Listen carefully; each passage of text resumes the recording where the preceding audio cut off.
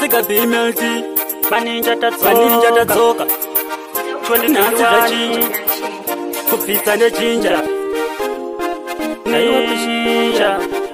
Nakasinjira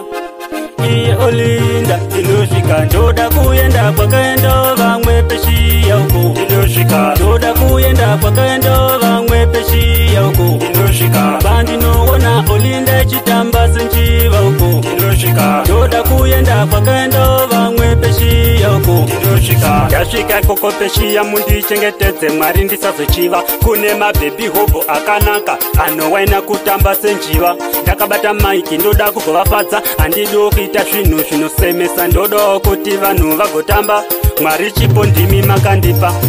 Ndoda kuenda kwakaendo vamwe peshi yauko Indosvika Ndoda kuenda kwakaendo vamwe peshi yauko Indosvika Bandinoona olinda chitamba senjiva uko Indosvika Ndoda kuenda kwakaendo vamwe peshi yauko Indosvika Ndinokusvika neshungu hapanawo chimwe chinhu chinganetsa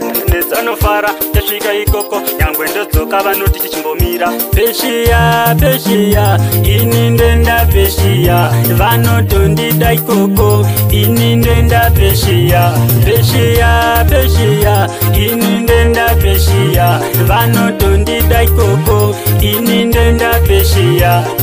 Ndoda kuenda kwakaendo vamwe peshiya uko Indosvika Ndoda kuenda kwakaendo vamwe peshiya uko Indosvika Bandinoona olinda chitamba senjiva uko Indosvika Ndoda kuenda kwakaendo vamwe peshiya uko Indosvika Yasvika ikoko peshiya mundi chengetedze Mwari ndisazochiva Kune mabebi hobo akanaka anowaina kutamba senjiva Ndakabata maiki ndoda kugovafadza Handido kuita zvinhu zvinosemesa ndodawo kuti vanhu vagotamba Mwari chipo ndimi makandipa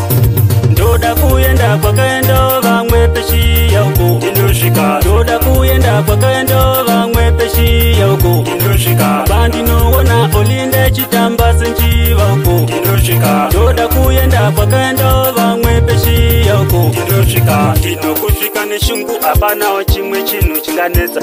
Vanofara tasvika ikoko nyangwe ndodzoka vanoti tichimbomira Peshiya peshiya ini ndenda peshiya vanotondida ikoko ini ndenda peshiya peshiya peshiya ini ndenda peshiya vanotondida ikoko ini ndenda peshiya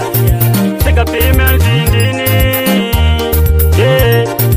Dini ndavaratidza ikoko kugona ndibate makona ndoimba nechishona Iwe best team DJ X